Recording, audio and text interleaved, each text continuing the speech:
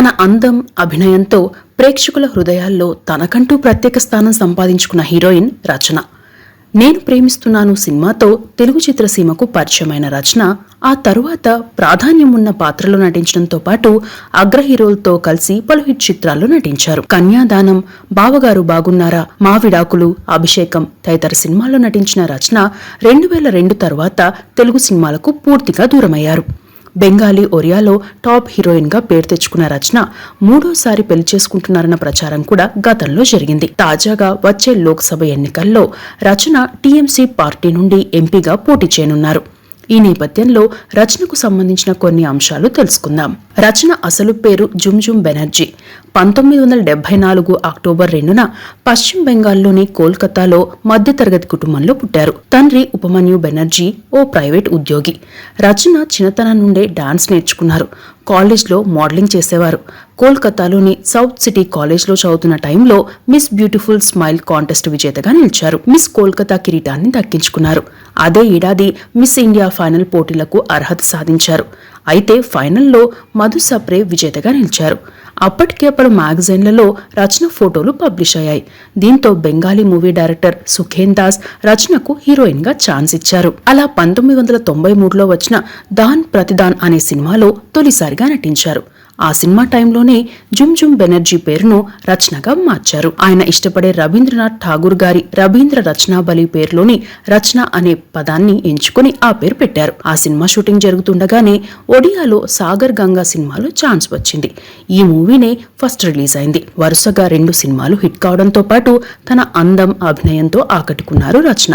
దీంతో బెంగాలీ, ఒడియా భాషల్లో వరుస సినిమా ఛాన్స్లు వచ్చాయి. ఆ భాషల్లో టాప్ హీరోయిన్ గా పేరు తెచ్చుకున్నారు. తరువాత తమిళంలో ఛాన్స్లు వచ్చాయి. పార్థిబన్ గారితో కలిసి పలు సినిమాల్లో నటించారు. 1997లో ఈవీవి గారు ఓ తమిళ సినిమాలో రచనను చూసి నేను ప్రేమిస్తున్నాను సినిమాకు ఎంపిక చేశారు. జేడి చక్రవర్తి, రచన, శరత్ బాబు, శ్రీవిద్య తదితరులు నటించిన ఈ మూవీ సూపర్ హిట్ అయింది. తెలుగులో తన తొలి సినిమాతోనే మంచి గుర్తింపు తెచ్చుకున్నారు రచన. అప్పటికి తెలుగు భాషపై రచనకు ఏమాత్రం ఐడియా లేకపోవడంతో భయపడ్డారట. అయితే ఈవీవి గారు మాట్లాడుతూ ప్రాంప్టింగ్ ఇస్తాం, లిప్ మూమెంట్స్ చెయ్యి, మిగతాది డబ్బింగ్లో నేను చూసుకుంటాను అన్నారట. తన తొలి సినిమాతోనే తెలుగు హీరోయినా అనే స్థాయిలో నటించారు రచన. ఆ తర్వాత 1998లో ఈవీవి గారి డైరెక్షన్లోనే కన్యాదానం సినిమాలో శ్రీకాంత్, ఉపేంద్రతో కలిసి నటించారు. ఆ తర్వాత రాయుడు సినిమాలో, మా విడాకులు సినిమాలో నటించారు. ఈ మూవీ కూడా ఈవీవి గారిదే.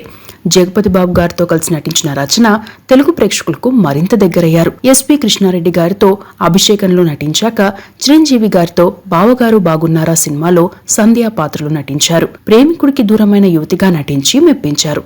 ఆ సినిమా చేస్తున్న సమయంలో తెలుగు చాలా తక్కువగా అర్థమయ్యేది. దీంతో చిరంజీవి గారు కొన్ని పదాలకు అర్థం చెప్పడంతో పాటు ఇంటి నుండి క్యారేజ్ తెప్పించేవారట. ఆ తర్వాత పిల్ల నచ్చింది, సుల్తాన్, పెద్ద మనుషులు, అంతా మన మంచికే, అతను, నీతోనే ఉంటాను, లాహిరి లాహిరి లాహిరిలో సినిమాల్లో నటించారు.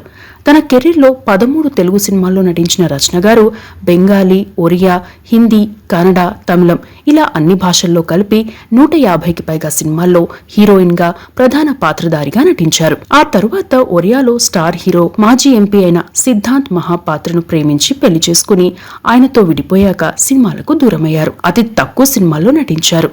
ఇక 2011లో బెంగాలీలో సూపర్ హిట్ షో అయిన దీదీ నంబర్ 1 షోకి హోస్ట్ గా వ్యవహరిస్తున్నారు. ఆ షో ఇంకా కంటిన్యూ అవుతూనే ఉంది. రచనకు బెంగాలీలో, ఒరియాలో పలు అవార్డులు వచ్చాయి. Kalakar award, Bharat Nirman award, Odisha state film award, best Bengal state award, ETV Bangla award ఇలా పలు అవార్డులను అందుకున్నారు. ఇక రచన వైవాహిక జీవితం, సినిమాలకు దూరమైన అంశాల విషయానికి వస్తే ఒరియాలో 50కి పైగా సినిమాల్లో హీరోయిన్ గా చేయగా స్టార్ హీరోగా గుర్తింపు పొందిన సిద్ధాంత్ మహాపాత్రతో కలిసి దాదాపు 40 సినిమాల్లో హీరోయిన్ గా చేశారు. అప్పట్లోనే వీరి మధ్య ఉన్న క్లోజ్నెస్ పై పలు రకాల వార్తలు వచ్చాయి. సినిమాల్లో మొదలైన వీరి పరిచయం ప్రేమగా మారింది. దీంతో 2002లో సిద్ధాంత్ మహాపాత్రను సీక్రెట్ గా వివాహం చేసుకున్నారు. 2004లో విడాకులు తీసుకున్నారు. ఇక్కడే మరో అంశం పైన వార్తలు వచ్చాయి. అప్పట్లో సిద్ధాంత్ మహాపాత్ర స్టార్ హీరోగా ఉండేవారు. ఆయనకు లేడీ ఫాలోయింగ్ కూడా ఎక్కువే ఉండేది. అప్పట్లో ఆయన ఒరియా అమ్మాయిని కాకుండా బెంగాలీ అమ్మాయిని పెళ్లి చేసుకోవడం పైన చర్చ జరిగింది. మరోవైపు రచన బెంగాలీ డైరెక్టర్ కమ్ యాక్టర్ ప్రొసేన్జిత్ తోనూ క్లోజ్ గా ఉండేవారు. ఆయనతో 35 సినిమాల్లో కలిసి నటించారు. ప్రొసేన్జిత్ తో క్లోజ్ గా ఉంటున్నారనే ప్రచారం అప్పట్లో హాట్ టాపిక్ గా మారింది. ఇదే అంశంపై సిద్ధాంత్ మహాపాత్రతో వివాదాలు తలెత్తాయని చెబుతారు. కొన్నాళ్లకు సిద్ధాంత్ మహాపాత్ర అఫీషియల్ గా మరో అమ్మాయిని పెళ్లి చేసుకున్నట్లు స్వయంగా ప్రకటించారు. అయితే రచన ప్రెస్ మీట్ పెట్టి మరీ తాను సిద్ధాంత్ మహాపాత్రని రహస్యంగా పెళ్లి చేసుకున్నారని, తనకు విడాకులు ఇవ్వకుండానే సిద్ధాంత్ మరో పెళ్లి చేసుకున్నారని వ్యాఖ్యానించారు. అప్పట్లో ఈ అంశం అటు బెంగాలీ ఇండస్ట్రీలో ఇటు ఒరియా మూవీ ఇండస్ట్రీలో హాట్ టాపిక్ గా మారింది. ఆ తర్వాత ఏం జరిగిందో తెలియదు, కానీ ఇద్దరూ సైలెంట్ అయిపోయారని చెబుతారు. ఆయనతో విడిపోయిన తర్వాత రచన వ్యక్తిగత జీవితంలో పలు ఇబ్బందులు ఎదుర్కొన్నారని చెబుతారు. 2004లో 10కి పైగా బెంగాలీ సినిమాలు చేసిన రచన ఆ ఏడాది ఒరియాలో ఒక్క సినిమా కూడా చేయలేదు. అంతకుముందు రచన సిద్ధాంత్ మహాపాత్రతోనే ఎక్కువ సినిమాలు నటించడంతో వేరే హీరోలు ఆమె పక్కన చేసేందుకు ఒప్పుకోలేదు. దీంతో ఒరియాలో ఛాన్స్లు ఒక్కసారిగా తగ్గిపోయాయి. ఓవైపు వైవాహిక జీవితంలో ఇబ్బందులు, మరోవైపు కెరీర్లో ఒడిదుడుకుల నేపథ్యంలో రచన మద్యానికి బానిసయ్యారని, డిప్రెషన్లోకి వెళ్లారని చెబుతారు. కొన్ని రోజుల పాటు ఎవరితో మాట్లాడేవారు కాదని చెప్తారు. అయితే కుటుంబ సభ్యుల ప్రోత్సాహంతో నార్మల్ అయ్యారు. బెంగాలీ సినిమాల్లో కొనసాగారు. ఆ తర్వాత ఏడాదికి 1-2 సినిమాల చొప్పున నటిస్తున్నారు. 2007లో ప్రొబెల్ బసును వివాహం చేసుకున్నారు. వీరిది కూడా ప్రేమ వివాహమే. పెద్దలను ఒప్పించి పెళ్లి చేసుకున్నారు. ఈయన వ్యాపారవేత్త. వీరికి ఒక కుమారుడున్నారు. ఇక 2016లో రెండో భర్త ప్రొబెల్ బస్సుతో విడిపోయారు. అప్పట్లో రచన మరో వివాహం చేసుకుంటున్నారని ప్రచారం జరిగినా రచన మాత్రం అఫీషియల్ గా ఎక్కడా ఆ అంశాన్ని వెల్లడించలేదు. బెంగాలీ, ఒరియా భాషల్లో సినిమాల సంఖ్య తగ్గినా టీవీ షో ద్వారా సక్సెస్ అయ్యారు. 2013లో దీదీ నంబర్ 1 షో సెట్లో అగ్ని ప్రమాదం జరిగింది. ఆ టైంలో సెట్లోనే ఉన్న రచన అక్కడికక్కడే పడిపోయారు. పానిక్ అటాక్ కూడా వచ్చింది. వెంటనే ఆసుపత్రికి తీసుకెళ్లడంతో కోలుకున్నారు. ప్రస్తుతం కొడుకుతో కలిసి ఉంటున్నారు రచన. అతన్ని సినిమాల్లోకి తీసుకొచ్చేందుకు ప్రయత్నాలు జరుగుతున్నాయి. గతంలో ఇచ్చిన ఓ ఇంటర్వ్యూలో తనకు మంచి పాత్ర వస్తే తెలుగులో నటించేందుకు సిద్ధంగా ఉన్నానని, పలు ఆఫర్లు వచ్చినా పాత్ర నచ్చకపోవడంతో ఒప్పుకోలేదని చెప్పారు. రచన స్వచ్ఛంద సేవా కార్యక్రమాల్లో పాల్గొంటూనే సొంతంగా పలు వ్యాపారాలను స్టార్ట్ చేశారు. రచనా కేర్ పేరుతో బ్యూటీ ప్రొడక్ట్స్ ని లాంచ్ చేశారు. పూర్తి ఆర్గానిక్ ప్రొడక్ట్స్ కావడంతో ఆ బిజినెస్ సక్సెస్ అయింది. కోల్కతాలో పలు చోట్ల స్టోర్లు, అవుట్లెట్లు ఉన్నాయి.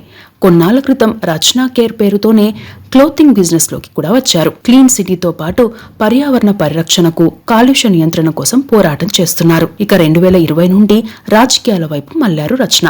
మమతా బెనర్జీ సారథ్యంలోని తృణమూల్ కాంగ్రెస్ లో చేరారు. వచ్చే లోక్సభ ఎన్నికల్లో హుగ్లీ నుండి పోటీ చేయనున్నారు. బీజేపీ సిట్టింగ్ ఎంపీ లాకెట్ చటర్జీతో పోటీ పడనున్నారు. గతంలో ఇచ్చిన ఓ ఇంటర్వ్యూలో రచన మాట్లాడుతూ, బెంగాలీ, ఒడియా, తమిళ సినిమాలు చేస్తున్న టైంలో ఒక తమిళ సినిమాలో నన్ను చూసిన ఈవీవీ గారు నాకు తెలుగులో నేను ప్రేమిస్తున్నాను సినిమాతో ఛాన్స్ ఇచ్చారు. అప్పటి నుండి వరుసగా తెలుగు సినిమాలు వచ్చాయి. తెలుగు ఆడియన్స్ నన్ను ఎంతగానో ఆదరించారు. అందుకు ధన్యవాదాలు. అప్పట్లో చిరంజీవి గారితో కలిసి నటించే అవకాశం రావడం నా అదృష్టం. ఆయన చాలా down to earth person. Amitabh గారితో కలిసి నటించాను. ఆయన కూడా చాలా డౌన్ టు ఎర్త్ పర్సన్ గా ఉంటారు. ఎంత స్టార్డమ్ వచ్చినా చాలా ఆప్యాయంగా, నార్మల్ గా మాట్లాడే వ్యక్తులే. ఆ వ్యక్తిత్వమే వారిని సక్సెస్ వైపు నడిపించింది. టాలీవుడ్ లో నాకు రామ్ చరణ్, అల్లు అర్జున్ అంటే ఇష్టం. అలాగే ఎన్టీఆర్ డాన్స్ అంటే కూడా చాలా ఇష్టం. తెలుగు నుండి అవకాశాలు వస్తూనే ఉన్నాయి. మంచి స్క్రిప్ట్ అనిపిస్తే తెలుగులో రీ ఎంట్రీ ఇవ్వడానికి నేను రెడీగానే ఉన్నాను. ఇక బాలకృష్ణ గారితో సినిమా చేస్తున్న టైంలో చాలా భయపడ్డాను. సెట్లో షూటింగ్ ఆలస్యమైన, ఆర్టిస్టులు సరైన సమయానికి రాకున్నా బాలకృష్ణ గారు చాలా సీరియస్ అయ్యేవారు, చిరాకు పడేవారు. మళ్లీ కాసేపటికి నార్మల్ అయ్యేవారు. ఆయన ఎందుకంత చిరాకు పడ్డారో నాకు తెలిసేది కాదు. కానీ సినిమాల విషయంలో ఆయన ఎంత ప్రొఫెషనల్ గా ఉంటారో, ఎంత డెడికేషన్ చూపిస్తారో ఆ తర్వాత అర్థమైంది. చేస్తున్న పని మీద డెడికేషన్ చూపించకపోతే ఎవరికైనా కోపం వస్తుంది అని అర్థమైంది. అందుకే ఆయన సీరియస్ అయ్యేవారు. నాతో మాత్రం మంచిగా మాట్లాడేవారు. సీన్ ని ఎక్స్ప్లెయిన్ చేసేవారు. నాకు తెలుగు రాకున్నా తెలుగు హీరోలు, డైరెక్టర్లు సహకరించారు. అందుకే నేను తెలుగును అర్థం చేసుకోగలిగాను అని చెప్పారు. మొత్తం మీద తెలుగులో కొన్ని సినిమాల్లోనే చేసిన రచన మాత్రం బెంగాలీ, ఒడియాలో టాప్ హీరోయిన్ గా గుర్తింపు తెచ్చుకున్నారు. ఆ తర్వాతి కాలంలో తెలుగులో రీ ఎంట్రీ ఇస్తారని భావించినా అది జరగలేదు. తాజాగా రాజకీయాల్లో యాక్టివ్ అయ్యారు. మరి రాజకీయాల్లో సక్సెస్ అవుతారో లేదో వేచి చూడాలి. ఇవి రచనకు సంబంధించిన అంశాలు.